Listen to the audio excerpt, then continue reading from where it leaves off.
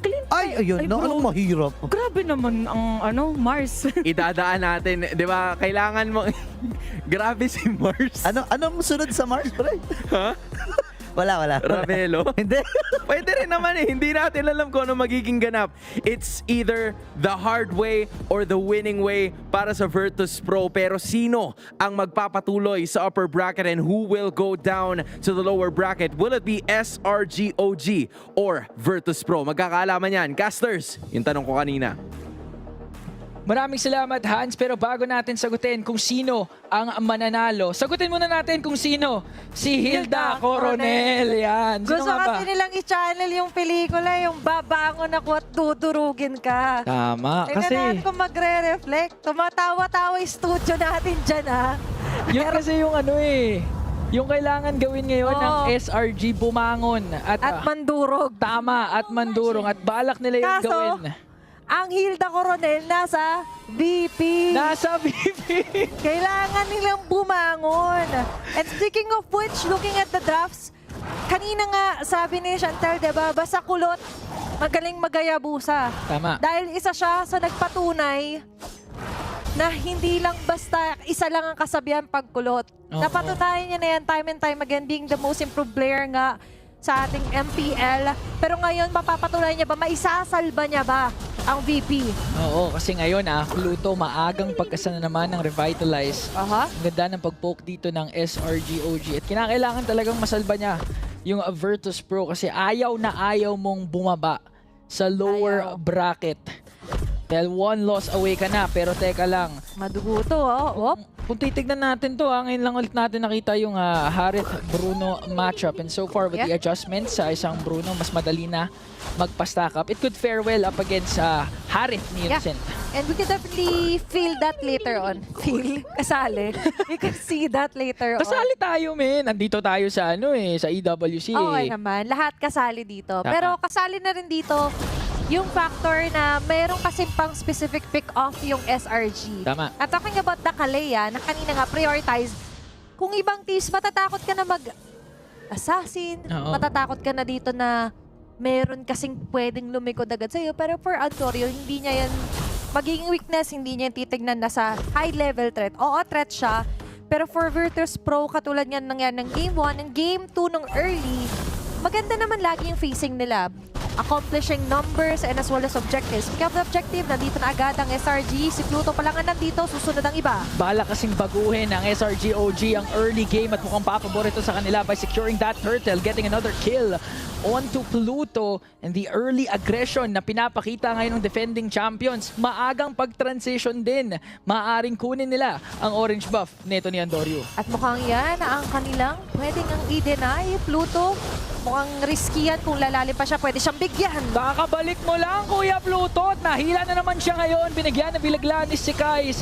Badcott na ipit dito sa gitna ng tatlo. Pero lang, may sagot na naman si Bober. Mabibigyan nga na dito si Sikais. Kapalit naman ng dalawa sa Virtus Pro. Medyo mas heavy yung naging exchange doon. And for SRG, na-accomplish sila. Hindi lang basta maka-take down ng heroes, but also deny yung jungle dito. Diba? Ng Virtus Pro. All sides, all lanes right now, masasabi talaga natin na mas nagko-control dito ang SRG.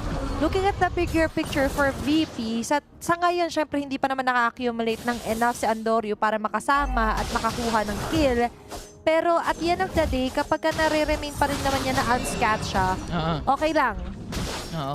Oy, teka lang, pero yung unscratch mo ang ginagasgasan na ngayon ni Innocent. Tapazaman force nga, na-force out.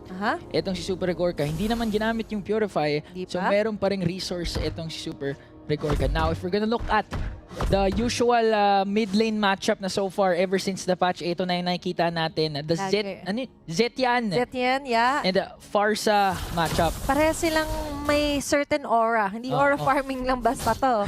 But also, sa pag-cast din ng ultimate, you have the bigger circle syempre for Stormy kapag ka sa damage. Pero you have the vision plus the crowd control for Bobber. Pero sa ngayon, magsasabayin. Speaking of crowd control, Yums, muntikan na mabigyan doon, naiwasan. Hindi niya na naiwasan yung AOG na nilipot dito ni Pluto, kaya naman siya yung mabibigyan. Pero si Innocent dahil na-expend na yung mga resources. Andorio! Ng Virtus Pro, nakakapagsayaw siya dito, pero pumasok na nga ang bangungot. Pa-flicker out nga din dito si Stormy, pero mabibigyan pa rin niya ang mid lane ng SRG. Sa likod naman, pumasok si Kais. A trade for a trade, blow for blow. Napakadikit ng ating matchup. Grabe, step by step. Grabe, sumasakses sila doon sa ganong klase ng mga trade-offs. Kasi akakalain mo na nag-win na doon or W for VP, pero hindi pa pala kasi. Grabe yung exit plan nila, predicted ni si Kais. Oo. Not only that, a turtle as well. So kung akala ng iba, parang nakakapalag na may VP, pero may hindi sila na-accomplish, which is i-deny at kumuha rin ng objective laban sa SRG. At hirap na hirap sila kasi kung titignan mo yung lineup ng SRG OG, they have the Farsa na parating na baban out, can control the rotation and the pace of the game because of the wings by wings. And so far, nakita natin sobrang active ni Stormy sa mapa. Every time na may wings by wings siya, pagka-clear niya ng mid lane, hahanap siya ng gank na pwede nilang gawin. And not to mention si Yums din no? Grabe, parang pag may flicker si Yums, tatalo na kagad with the Tidal Strike, tapos ikakasa yung flicker. Kakasabi ko pa lang, delikado naman din sa Andorio dahil nga meron ding Yums sa pwedeng umabang. No way out! Nakalimutan nila na may cram na ng gugulo ngayon from a Uranus to now a glue. So ang daming pwedeng humuli sa bangungot ng Virtus Pro. Ginigising nila Hindi ka naman babangungutin pag gising ka Tama. Kailangan gising ka sa katotohanan na ito yung way na pag-shutdown, ito yung way nila para makabawi. Innocent, trying to run away. Pumlikar na agad dito sila. Tinry talaga habulin si Innocent pero nakatakas pa rin. Habang nag-split push naman doon si Sekai sa taas. Walang nakuwang trade. Yung Virtus Pro, Fury of the Phoenix, tsaka AOG ginamit na. Nakatakas pa rin ito si Innocent. The dedication sana. You have the right target, kaso nga lang, he has the best protectors. Diba yun? So, yung sa frontline, may krampa na ng gugulo. At kung tulad sinabi natin, sobrang laki ng epekto talaga na tigil yung aggression dito ng bangungot ni Andorio. Kasi nga, laging meron dito mga nakaabang. Hindi siya basta-basta makapick up ng may solo. Kasi nga, even Innocent has a way to escape. Looking at the goal difference, unti-unti na talaga itong pumapabor for SRG. Pero kung jungle to jungle matchup, pabor na pabor talaga to for si Kais. At ngayon, panghuling pagong ng laban, final turtle of the series as a whole. Sisimula ni Rarash, aabot ba si Andorio? Bad caught ngayon, tinatry mag-zone out pero si Pluto na-pop na maaga ang kanyang revitalize. Sinanibad pa nga nakapag-AOG pa rin at tumama na ang ganda ng Don. Kaya naman nabigyan bigla ito si Stormy. Kaso nga lang, wala na silang panghawak dito kay Innocent. Nakaisa na naman. Pero si Super Gorka bumabawi din. Dalawa ang kanilang nakuha.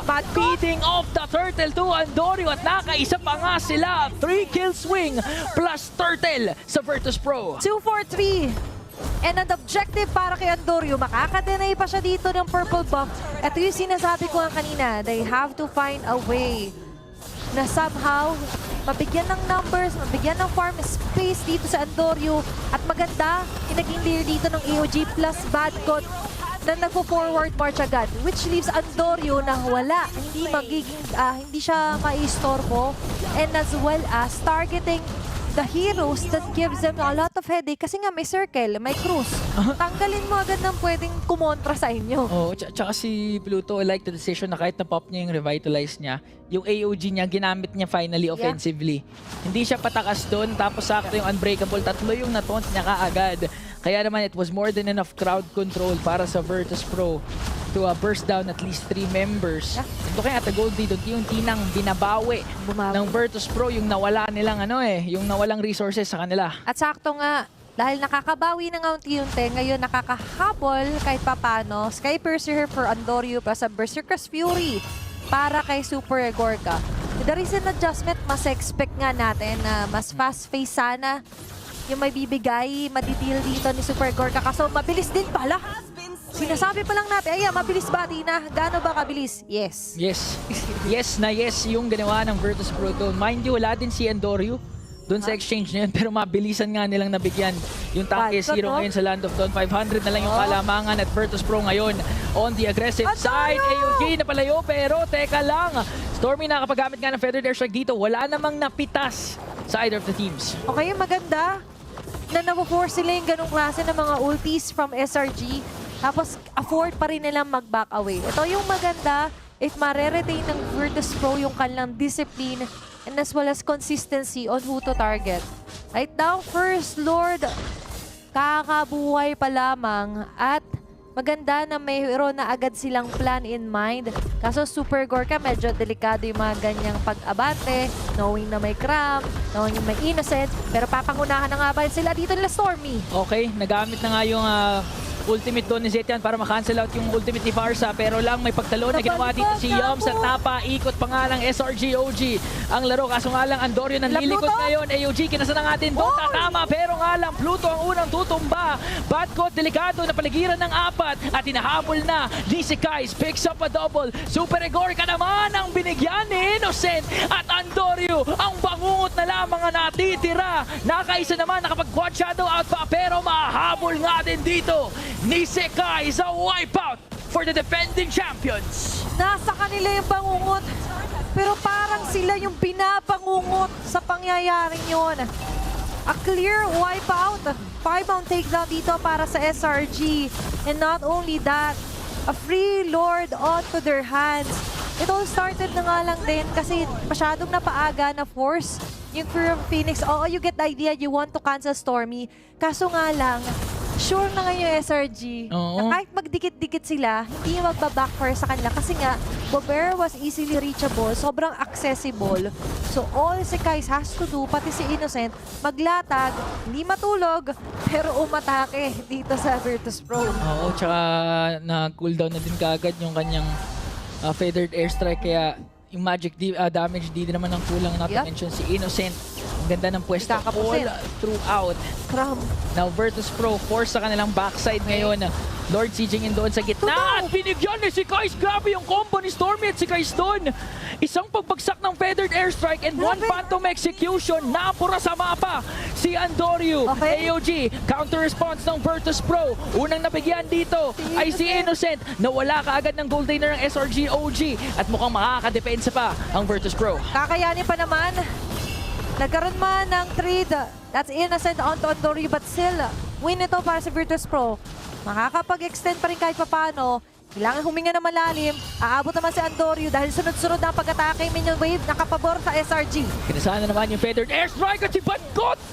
Si Kais, napakasakit mo. Torndraws, phantom execution. Si Hilda Coronel, nabura sa mama. Sinama mo pa si Pluto ngayon. Andorio tinatry gumawa ng pangarap na ginamit na nga yung Wiki Shadow Kill, pero dikit-dikit lamang SRG OG si Kais. Galing sa likod.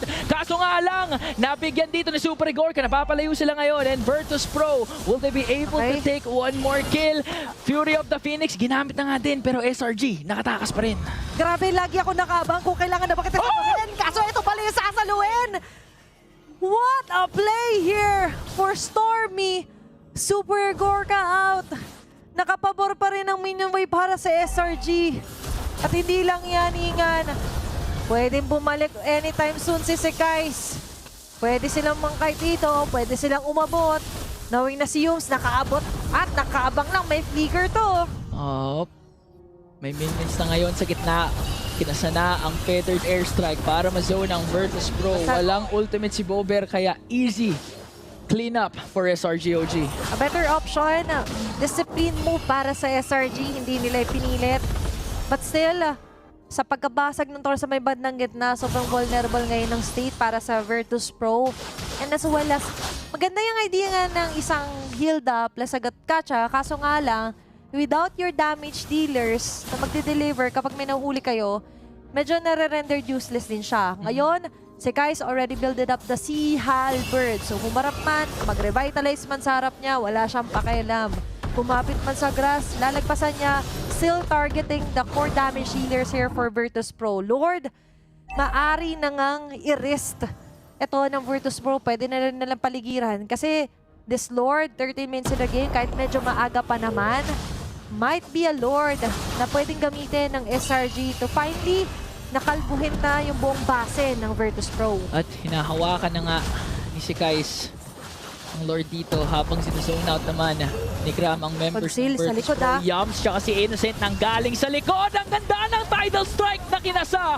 Super Igorka naapura sa mapa. Bober din na wala pa rin si Stormy din man. Ang kapalit. Pluto wala nang takas ngayon at hinila pa nga doon ni Yums. Gram nakikipag 1v1 dito kay Andorio. Ginamit na nga din doon yung Shadow ultimate ni kill. Gram. Kaso yung shadow kill nagamit din para makatakas. Kaso iniipit Oh my gosh. Oh, iniipit na nga SRGOG si Andorio. Ayaw pa uwiin. Okay, habang nandito natitira si Badko, si Hilda Coronel, kakayanin niya bang bumangon? Kakayanin niya bang dumepensa? Dahil nandito ang tatlo, naglatag pa ng cross ng Calvario! At mukhang hindi na nga nila kakayanin dahil the defending champions will survive Virtus Pro.